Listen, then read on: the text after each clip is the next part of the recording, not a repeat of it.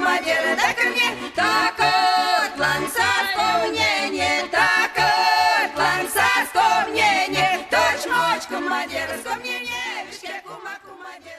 Здравствуйте, дорогие ребята! Шум братада, кельгама ялгат. На прошлом уроке мы с вами вели познавательную беседу о саде и огороде. На сегодняшнем занятии мы со сказочным героем Койгорышем познакомим вас с не менее замечательной и нужной темой. Нас ждет много интересного. Друзья, послушайте стихотворение и угадайте, о чем на сегодняшнем занятии пойдет речь. Раскинулось поле волнистою тканью, и с небом слилось темно-синей гранью, и в небе прозрачным щитом золотым блестящее солнце сияет над ним. Как вы уже догадались, сегодня мы будем говорить о широких равнинах нашей необъятной Родины, которые можно встретить в сельской местности и за городом. Итак, друзья, тема нашего сегодняшнего занятия – Паксяса в поле. В древние времена поля создавались нелегким крестьянским трудом, ведь большая территория России была покрыта в древние времена густыми, непроходимыми лесами. Чтобы засеять поле, нужно было сначала вырубить деревья, потом выкорчевать пни и выровнять землю. Койгорыш, а как будет поле звучать на макшанском языке? На макшанском языке поле – это пакся. Ребята, на наших полях растут разные культурные растения – пшеница, рожь, кукуруза, овес, подсолнух. А как эти слова будут звучать на макшанском языке? Пшеница по-макшански – тозер. Именно из пшеницы делают всеми любимый, ароматный и свежеиспеченный хлеб. По-макшански – кши. Рожь – самый популярный после пшеницы злак как в нашей стране, так и во многих других странах мира. Рожь занимала важное место на столе разных народов. Не утратила она своего значения и сегодня. Ее используют для производства ржаной муки, крахмала, кваса. Применяют рожь и в народной медицине. Койгорыш, а как будет звучать слово «рожь» на макшанском языке? Друзья, по-макшански рожь – это розь. Кукуруза по-макшански звучит так же, как и на русском языке – кукуруза. Кукурузу называют царицей полей. Это одна из самых популярных в мире сельскохозяйственных культур. Сеять овес стали намного позже, чем пшеницу. Люди оценили это растение лишь когда начали приручать лошадей. Оказалось, лучший корм для них – овес. Овес ценят также за высокую питательность зерна, поэтому овсяной кашей стараются кормить детей. Овсяное печенье любят и взрослые, и дети. Овес на макшанском языке – пинем. Ячмень – очень полезное растение. Из него можно приготовить целый обед. На первое – перловый суп, на второе – ячневую кашу, на третье – ячменный кофе. Ячмень по-макшански – шужа.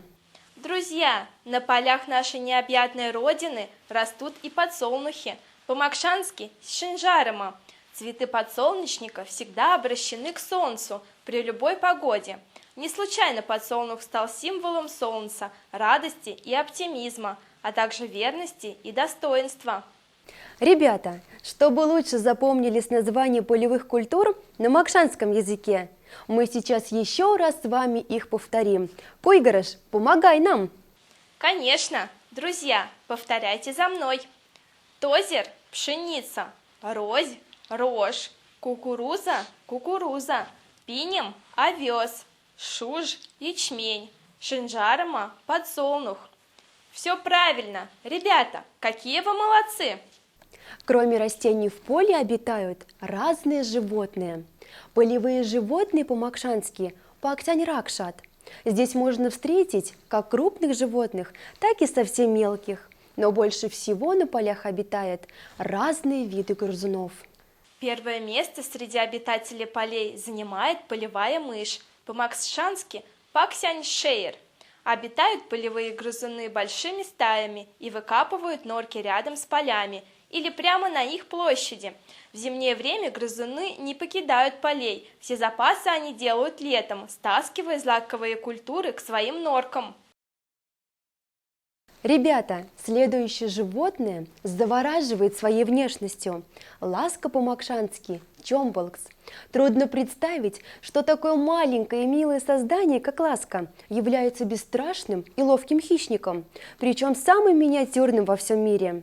По своей натуре она совсем не ласковая.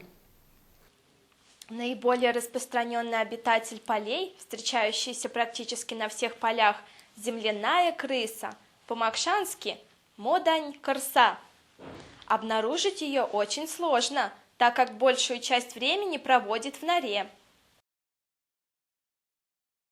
Правильно, ребята, вы молодцы! А теперь попробуем связать наши новые слова со словами-признаками. Койгарыш, начинай! Друзья, повторяйте за мной. Мазы чомбалкс – красивая ласка. Улишеер – серая мышь. Отю крыса – большая крыса. Молодцы! А сейчас для закрепления мы с вами отгадаем загадки. Друзья, будьте внимательны, в каждой загадке спрятана подсказка. Шейр тюли сазарец, висон и вишки, равжа орни лангсенза, полуняцкого оказа. Ребята, Койгарыш загадал нам такого грызуна, который похож на мышь. Однако хвост у него длиннее, и сам он прозорливее. Конечно же, это крыса, по-макшански крыса. Молодцы! Все правильно! Послушайте другую мою загадку. Лама лопа потмоса, зернянь кевнянят, куркская сать, ламбамут. В листья укутались золотые камушки, на вкус сладкие. Конечно же, речь идет о кукурузе, по-макшански кукуруза. Молодцы! И, наконец, последняя моя загадка. Сиянь сюрастыкши кассы. Койгарыш загадал нам зерно, из которого пекут хлеб. Догадались, о чем идет речь? Конечно же, это пшеница, по-макшански тозер. Молодцы! Справились с непростым заданием.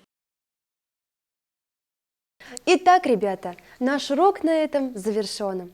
Мы очень надеемся, что он вам понравился, и вы будете ждать нашей следующей встречи. Няемызын кельгамы ялгат. До встречи, Спасибо, дорогие Мазар. друзья! Кума-кума, деревица, точь мочка, мадера, вица, вишке